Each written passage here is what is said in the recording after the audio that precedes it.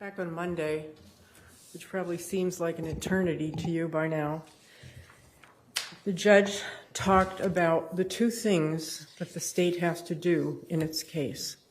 It has to prove beyond a reasonable doubt that a crime or crimes were committed in the murders of Robbie and Jennifer Tower and the fleeing to elude.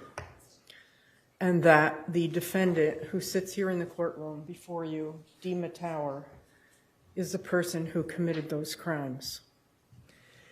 I think that those things have been proven to you fully during this trial.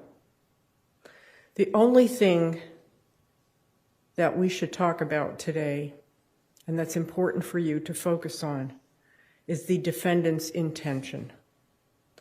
Because in opening statements, defense counsel told you that he was going to argue for a lesser included crime, a crime of manslaughter.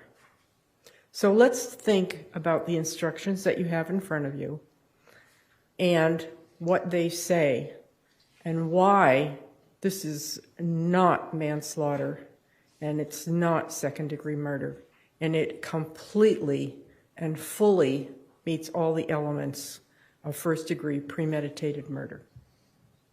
Working correctly. All right, let's take a short break. We'll bring IT to try to solve that, okay? Please leave your notepads face down, writing implements on top. Don't discuss anything related to your jury service, okay? All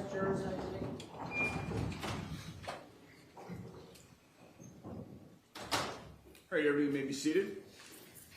Thank you, ladies and gentlemen. You probably worn out that carpet by now, going back and forth, but let's continue where I left off. So what we have to focus on are the instructions for law and the evidence in this case. And you have those instructions in front of you, but I have the elements of first-degree murder up on the screen. So to prove the crime of first-degree premeditated murder, the charge that the state has laid against the defendant, actually 2 counts, but I incorporated both Jennifer and Robbie Tower into this instruction. To prove the crime of first-degree murder, the state has to prove the following 3 elements beyond a reasonable doubt. Jennifer and Robbie Tower are dead. There's no question about that. It's uncontested. Their deaths were caused by the criminal acts of Dima Tower. Again, uncontested. Not only do we have all the physical evidence in this case, the knives, the fact that the defendant was covered in blood, the fact that he fled, but we also have his own words. He told the detectives who interviewed him that he killed his parents. So we know that their deaths were caused by Dima Tower. And obviously there were criminal acts because he stabbed them to death. That's a crime. Finally, there was a premeditated killing of Jennifer Tower and Robbie Tower. And how do we know that? We know that because the defendant told us so himself over and over and over. Yesterday afternoon, on the stand, he told you that himself. Repeatedly to the detectives, and then again, right here in the courtroom where you're sitting today. So let's talk a little bit about premeditation and the definition. Now, back on Monday, I was asking you a lot of questions about what factors should you think about when we're talking about premeditation, and you probably thought, what is this woman talking about? Because you didn't have the facts. You didn't know what went on in this particular case. And I was asking you questions about what would a person do before committing a premeditated act if you didn't know what was going on in their mind, but you had to look at their actions and determine what was premeditation. We talked about what would a person do while the crime was being committed that would signal premeditation. And we talked about what would a person do after the crime was committed to signal premeditation. And let's think about what we learned in the last 3 days. What did the defendant do before he committed this crime? He chose his weapon from the knife block in the kitchen, and he took it into the bedroom. He armed himself before the encounter with his parents. All of that leaves plenty of time for reflection, for reflective thought.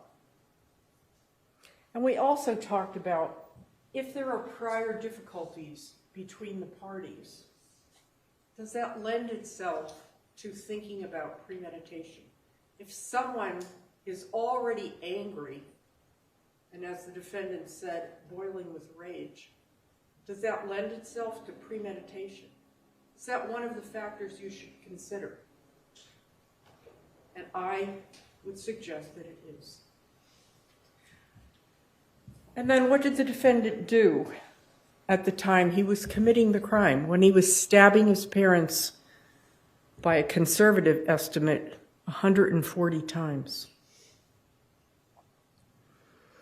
We talked about, do the nature of the wounds that are being inflicted, do they show that the defendant had a conscious intent to kill?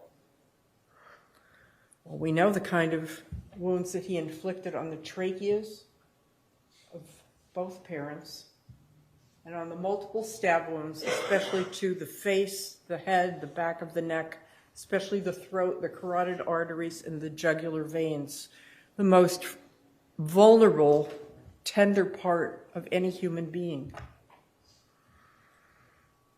We also talked about, is it important to consider the number of wounds inflicted?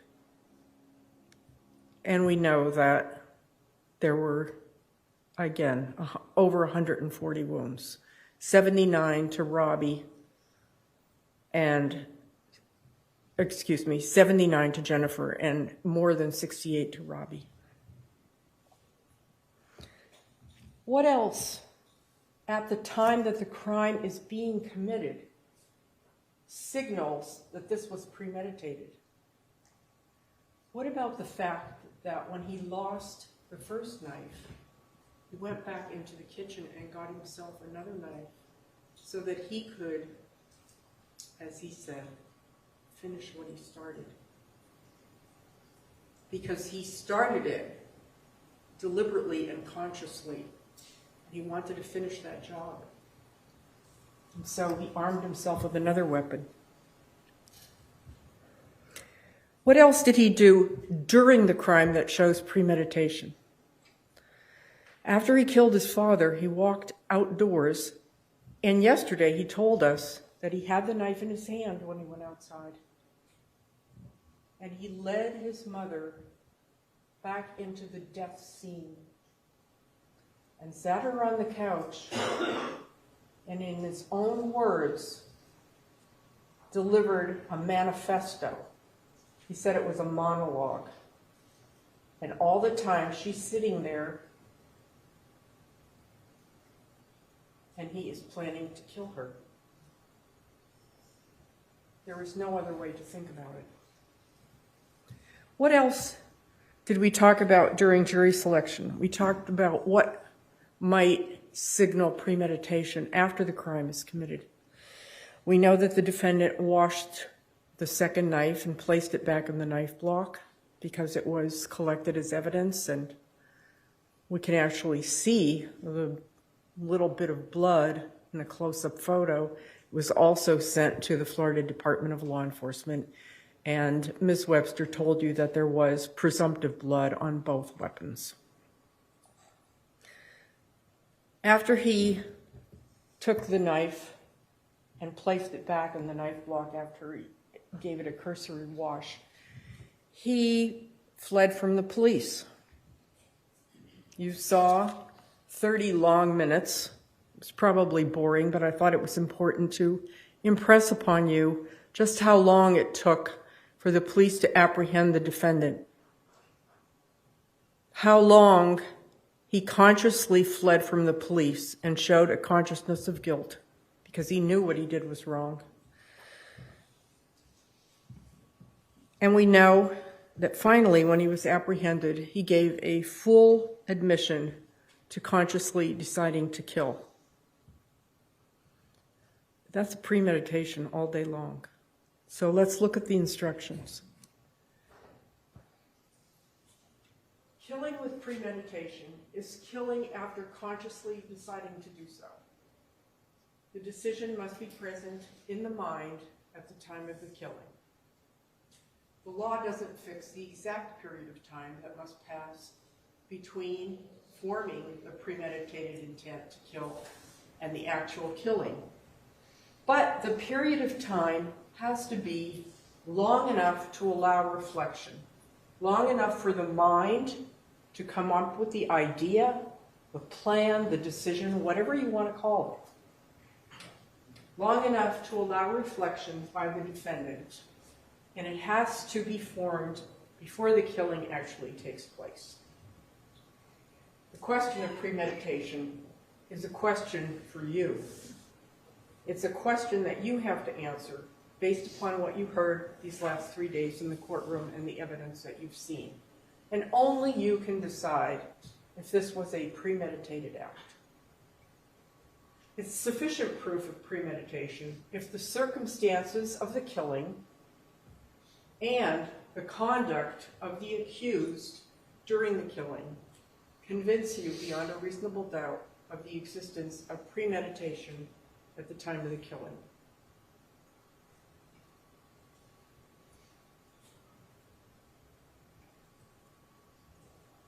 Well, let's talk about why this is not manslaughter and why this is certainly not second-degree murder.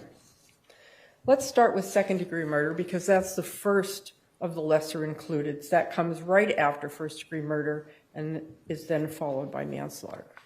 And if you want to follow along with me with the jury instructions, you have them before you. If not, you can just listen to what I have to say. Second-degree murder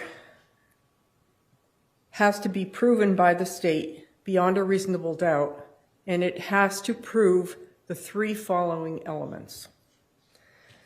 Jennifer and Robbie Tower are dead. Yes, we know that.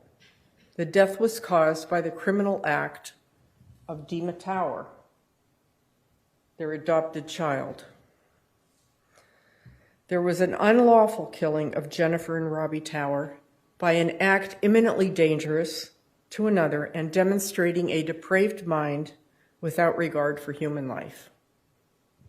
Is that what happened? Of course it is. It goes on to say that an act includes a series of related actions arising from and performed pursuant to a single design or purpose. An act is imminently dangerous, it goes on to define, to another and demonstrating a depraved mind if it is an act or series of acts that a person of ordinary judgment would know is reasonably certain to kill or do serious bodily injury to another. 2, the act is done from ill will, hatred, spite, or evil intent. And 3, the act or actions are of such a nature that they indicate an indifference to human life. All of those are true. That's exactly what Dima Tower did. But in order to convict of second-degree murder, it is not necessary for the state to prove the defendant had an intent to cause death. That is what's missing from second-degree murder. Dima Tower had every intent to cause the death of both Robbie and Jennifer Tower. He told you so himself. Why isn't this manslaughter? To prove the crime of manslaughter, the jury instructions tell you, the state has to prove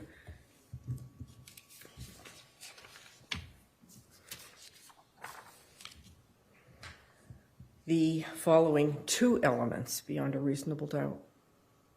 First, Jennifer and Robbie Tower are dead. And second, Dima Tower intentionally committed an act or acts that caused the death of Jennifer Tower and Robbie Tower. What's missing? Premeditation. The jury instruction goes on to say that in order to convict of manslaughter by act, it is not necessary for the state to prove that the defendant had an intent to cause death. Only an intent to commit an act that was not merely negligent, justified, excusable, or which caused death. But we know from the defendant's own mouth that he had every intention to cause death. He told us so over and over and over again. So the lesser includeds are statutorily mandated to accompany the jury instructions on first-degree murder. But they do not rise. They don't even come close to describing or meeting the elements of what Dima Tower did to his parents on August 31st, 2023, when he sat in that car and thought about killing them, walked into his house, went into his bedroom, came out, grabbed the knife out of the kitchen, and walked into the bedroom and started stabbing his father. Because this is a clear-cut case of first-degree murder. So he talked to detectives on September 1st of 2023, and Detective St. Jean and Detective Chippendale asked him a number of questions. What did you think about last night? I don't like the situation. I don't like the people I'm with. So I'm just going to kill them. That's what he thought about before he killed his parents. That was his plan. You don't need a diagram. You don't need a journal with your thoughts written down. You don't need a flow chart. You don't need a bullet point list to premeditate the killing of your parents. All it takes is long enough time to reflect, to engage in reflective thought. And that's exactly what he did. I don't like the situation. I don't like the people I'm with, so I'm just going to kill him.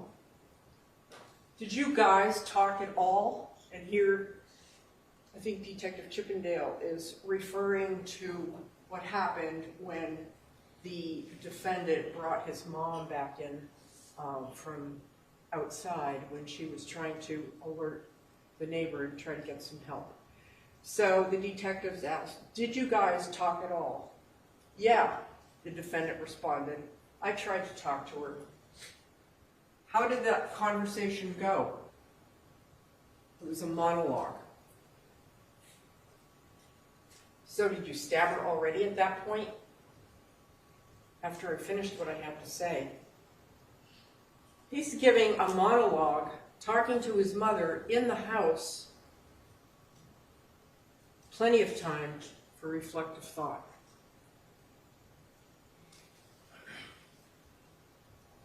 Again, during that interview that you watched, and I urge you, ladies and gentlemen, to watch it again. You'll have an opportunity to take the most of the evidence back with you, and you can listen to that videotaped and audiotaped recording. It's available for you. So last night, you're sitting in your car, and you just came up with this, that you're going to do something now. Defendant said, no, it came before that. Detective says, after work? No, it was before that. I had those thoughts before yesterday. What, days, months? No, like recently. Reflective thought.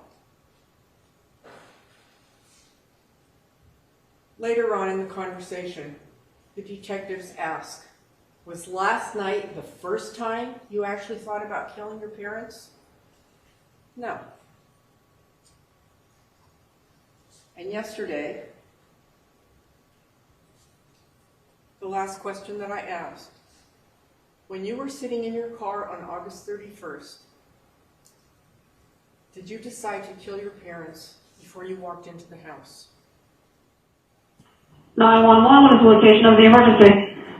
Listen, it's not such an emergency anymore right now, but we live at 1200 Northcote Road in Northport. And I was trying to reach Northport police, and it keeps sending me back to this.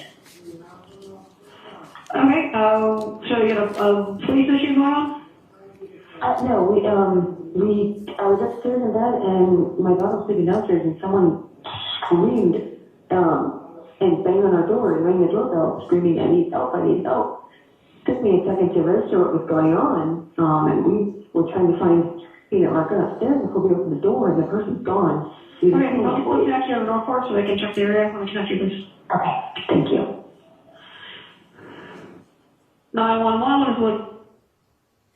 And this is what law enforcement found when they got to Jonna Walton's house. A blood trail leading up to her home, and at her door, more blood dripping while she rang the doorbell and screamed for help. And as she was out there, the defendant wanted to finish what he started, so he led her back in the house.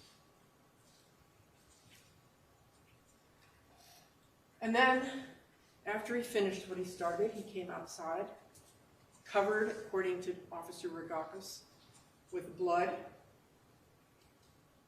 and he just nonchalantly got in his car and drove away, covered with his parents' blood.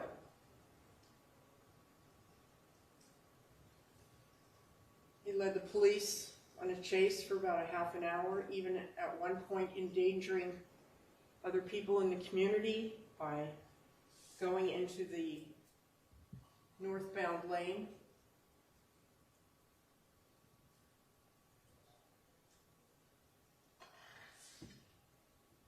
And finally, when Sarasota County disabled his car, the stop sticks, he ran into the woods.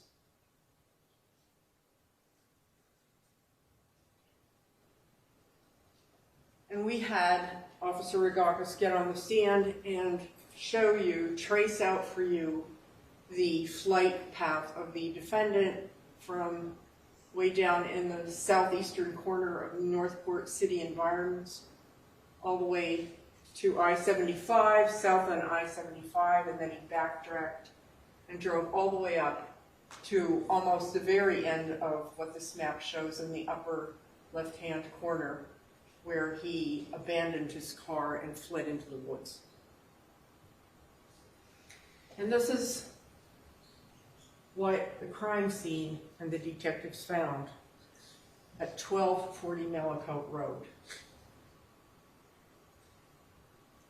This is the carnage that they found inside the house.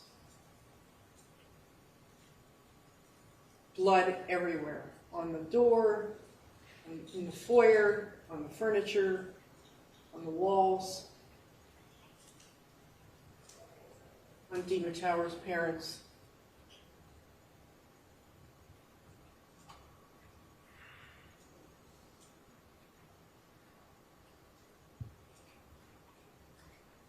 And where this crime started, in the bedroom where Mr. Tower was sound asleep next to his wife when the defendant attacked them while they were sleeping in their bed.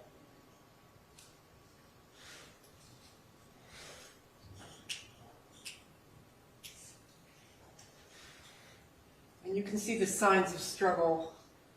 Looks like Robbie Tower put up quite a fight as best as he could. You can see that there was a brief altercation over on that north wall, and again on the wall leading into the living room. Blood everywhere, but the defendant was determined to finish what he started.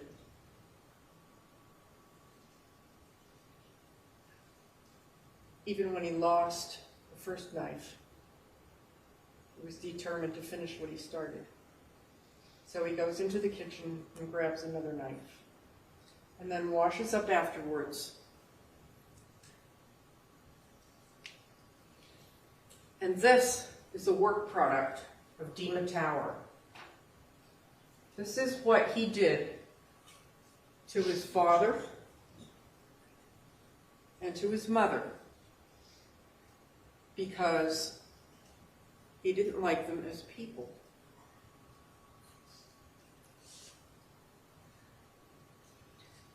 You also heard testimony that the defendant was finally seen early the following morning after he had been at large for about 9 hours. He was captured on video at the Shell station around about 7:30 in the morning.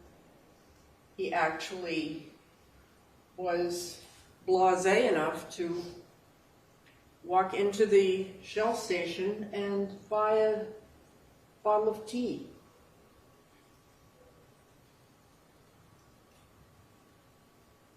And finally, he was arrested shortly thereafter, around about 8 o'clock, when the Venice Police Department apprehended him, still at the Shell station.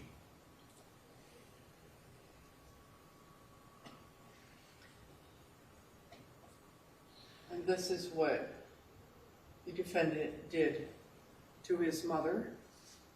And I have not put up all the autopsy photos. I think you've seen enough autopsy photos and bloodshed, but this is what he did to his mother after he led her back in the house.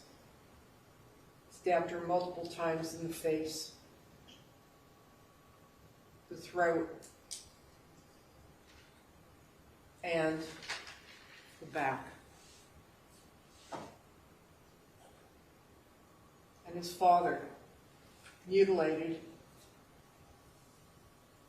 to the point where Dr. Vega was able to count 6 separate and distinct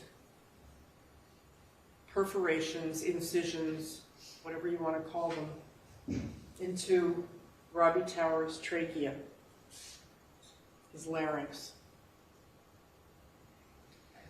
And you heard the testimony of Dr. Vega yesterday, who told you that the cause of death for Jennifer Tower was perforations of multiple small and large blood vessels, including her carotid artery and jugular vein. Same with Robbie Tower, perforations of multiple small and large vessels, including the carotid and subclavian arteries, due to multiple stab wounds. And Dr. Vega told you about the function of the carotid arteries and the jugular veins, how those are the major vessels that take the blood to the head and back down to the body. And that's where the defendant attacked his parents, in the most vulnerable, fragile places in the human body.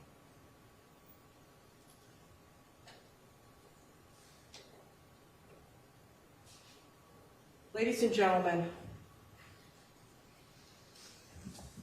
I'm going to ask you to think about the jury instructions and what you heard on Monday about sympathy. You saw the defendant sobbing here in the courtroom. We had to actually take a break. I think it was on Wednesday during the defense's opening statement. And then again yesterday when the defendant took the stand, he put on quite a display of emotion. Overruled. Let's move on from this, okay? He put on quite a display of emotion.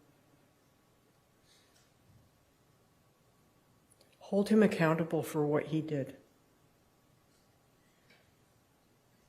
You may not have sympathy enter into your deliberations.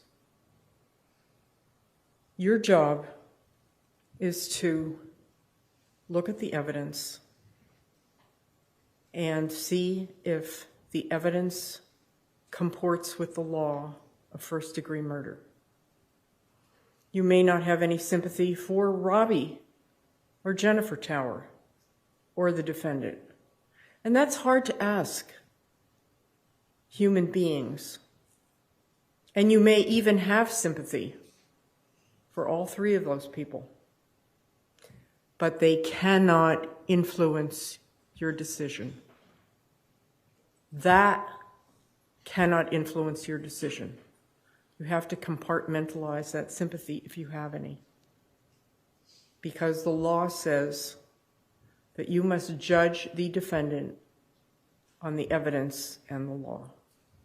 Hold him accountable for what he did, ladies and gentlemen. Thank you.